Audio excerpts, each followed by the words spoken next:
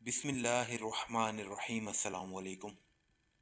हज़रत सैयदना हमज़ा ने नेज़ा लगने के बाद अपने कातिल को देख लिया और उसकी तरफ तेज़ी से बढ़ने लगे, लेकिन हिम्मत न रही। आप गिरे।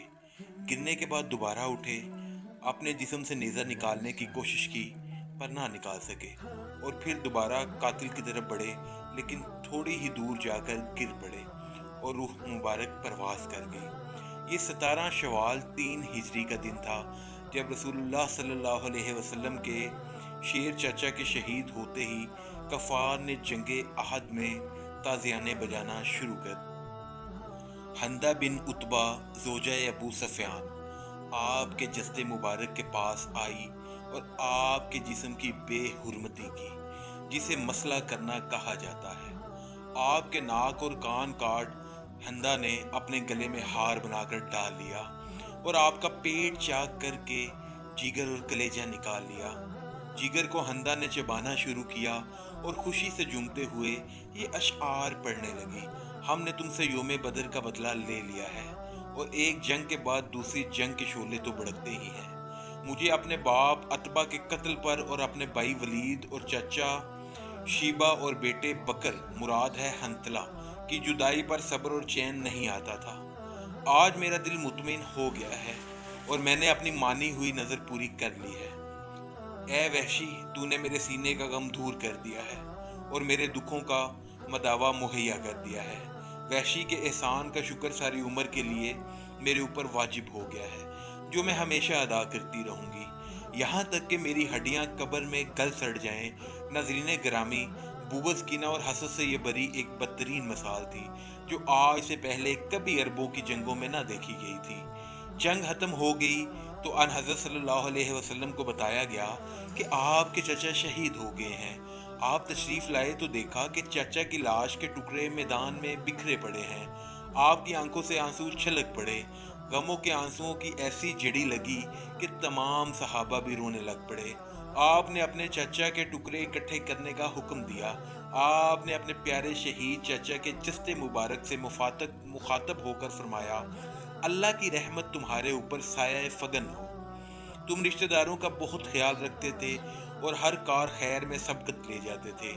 अगर मुझे सफ़िया के गमो रंज का ख्याल ना होता तो मैं तुम्हारे जिस्म के टुकड़े यूं ही मैदान में छोड़ देता, ताकि इन्हें दरिंदे और परिंदे खा जाएं और तुम क़यामत के दिन उन्हीं के पेट से उठाए जाओ।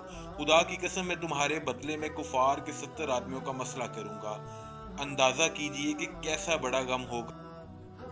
जो रहमतुल लिल आलमीन है वो कसम खा रहे हैं कि कफ़ार के 70 आदमियों की लाशों का हाल बिल्कुल ऐसा ही करेंगे जैसा उन्होंने हज़रत हमज़ा की लाश का किया।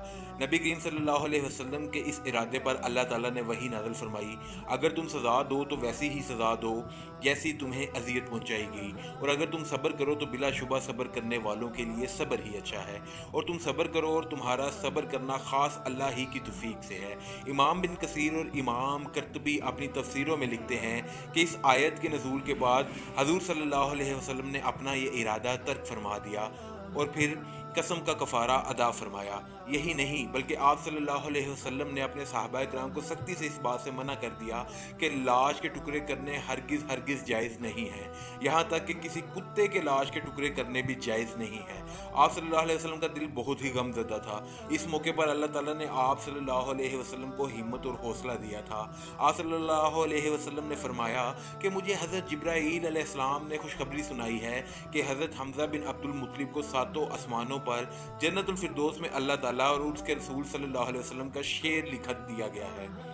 हज़रत हमज़ा रज़ियल्लाहु ताला अन्हो की बहन हज़रत सफ़िया रज़ियल्लाहु ताला अन्हा ने जब जंग की खबर सुनी तो वो मदीने से जंगे ओहद के मकाम की तरफ रवाना हुई। तो हज़ूर सल्लल्लाहु अलैहि वसल्लम ने अपनी फूफी के बेटे हज़रत ज़ुबैर को हुक्म दिया कि फूफी को जंग के मैदान से दूर ही रखें और उनको मदीना वापस ले चलें। जब वो अपने भाई हज़रत हमज़ा की लाश को देखेंगी तो उनसे बर्दाश्त नहीं होगा।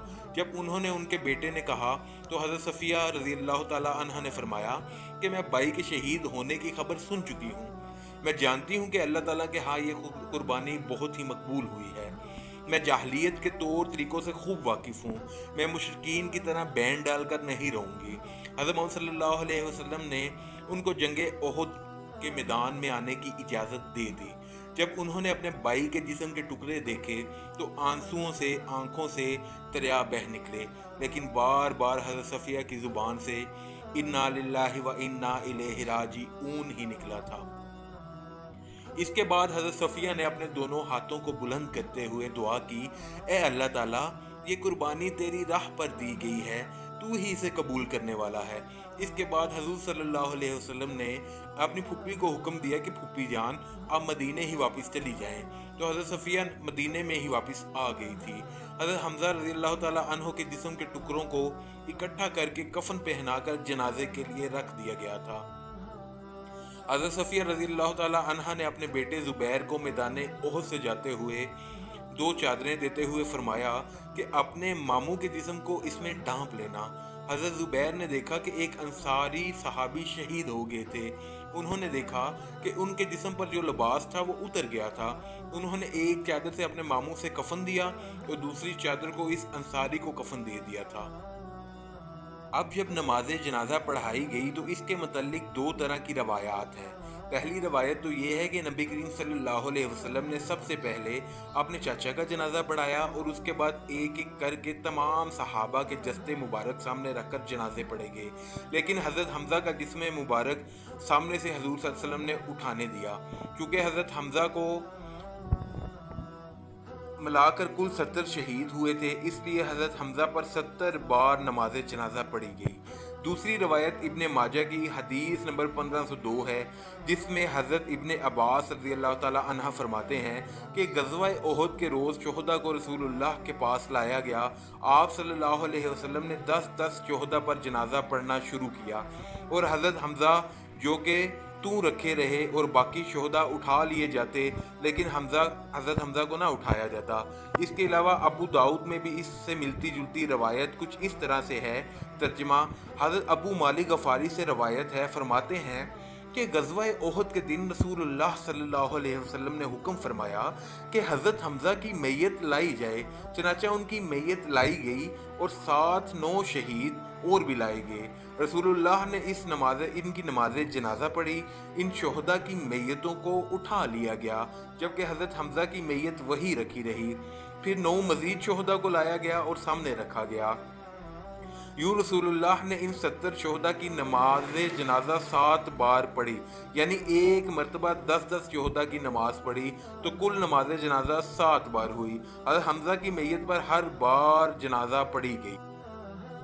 ناظرین گرامی، امام بن حجر عسقلانی، ناصر الدین البنانی اور ابن کثیر نے اپنی تفسیروں میں لکھا ہے کہ رسول اللہ کے سامنے در حقیقت ایک ایک کر کے جنازے لائے جا رہے تھے اور آپ صلی اللہ علیہ وسلم ان پر نماز جنازہ پڑھتے جاتے تھے، اس حال میں کہ حضرت حمزہ رضی اللہ تعالیٰ عنہ کا جنازہ آپ صلی اللہ علیہ وسلم کے سامنے ہی رکھا تھا۔